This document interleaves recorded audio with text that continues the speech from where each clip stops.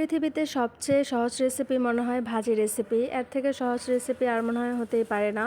তো hello everyone, আসসালামু আলাইকুম। আজকে আমি কায়তা ভাজি করব, সেজন্য কায়তাগুলোকে আমি মাঝখানে পিস করে নিয়েছি, কারণ অনেক লম্বা লম্বা ছিল। এরপরে তো চাকু দিয়ে কায়তার খোসাগুলোকে এভাবে ছিলে নিচ্ছি। তারপর মাঝখানে এভাবে কেটে বিচিগুলো ফেলে দিব। দেওয়ার পরে এভাবে কেটে নিব সুন্দর করে। আপনারা চাইলে গোল গোল করেও কাটতে পারেন, কিন্তু তখন বিচিগুলোর জন্য খেতে ভালো লাগবে না, সেজন্য আমি এভাবেই কাটি। এই তো কায়দাগুলো একদম চিকন চিকন করে কেটে নিব। কেটে নেওয়ার পর এখন ভালোভাবে ধুয়ে নিব। এই তো পানি দিয়ে ভালোভাবে ধুয়ে নিচ্ছি কায়দাগুলোকে। এবার আরেকটা বাটিতে তুলে নিব। নেওয়ার পরে দেখেন অনেকগুলো কায়দাই মনে হচ্ছে, কিন্তু এটা কিন্তু ভাজি করার পর একদম অল্প হয়ে যাবে।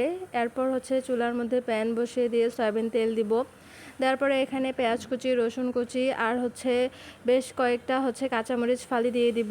দেওয়ার পরে নেড়ে চেড়ে দিব কিছুক্ষণ। তারপরে হাফ চামচ হলুদ গুঁড়া আর পরিমাণ মতো লবণ দিয়ে আবারও ভেজে নিব। পেঁয়াজ রসুনগুলোকে ভালোভাবে ভেজে নেব। নেওয়ার পরে কায়তাগুলোকে এখন দিয়ে দিব। আমরা কিন্তু এটাকে কায়তা বলি, আপনারা কে কী বলেন অবশ্যই কিন্তু জানাবেন। অনেকেই অনেক নামে বলে থাকে। আর আপনারা যদি এটা শুটকি দিয়ে খেতে চান, তাহলে পেঁয়াজগুলোর সাথে শুটকিটাও ভেজে নিতে পারেন। এটা কিন্তু শুটকি দিয়ে ভাজি করলেও অনেক মজা হয়। আজকে আমি শুটকি দিচ্ছি না, এমনিই ভাজি করতেছি। এই তো ভালোভাবে নেড়ে চেড়ে দেওয়ার পর একটু ঢাকনা দিয়ে ঢেকে দিব আমি কিছুক্ষণের জন্য। কিছুক্ষণ পর ঢাকনাটা তুলে নিব। কায়তাগুলো কিন্তু সিদ্ধ হয়ে গিয়েছে। এরপর এরকম 2-3 বার নেড়ে চেড়ে ভেজে নিব। এরকম করে উল্টিয়ে পাল্টিয়ে বারবার ভেজে নিব আমি। অনেকে অনেক রকমভাবেই কায়তা খায়। কায়তার কিন্তু সবজি রান্না করলেও অনেক মজা হয়। তো ভাজিটা আমার প্রায় শেষের দিকে। যারা ডিম দিয়ে খেতে পছন্দ করেন, তারা কিন্তু এই পর্যায়ে ডিমও দিতে পারেন। আমি ডিমও দিব না আজকে, এমনিই ভাজি করব, কারণ ডিম দিয়ে আমার খেতে ভালো লাগে না।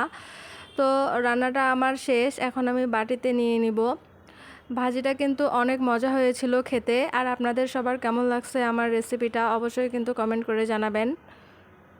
সবাই ভালো থাকবেন, সুস্থ থাকবেন। আল্লাহ হাফেজ।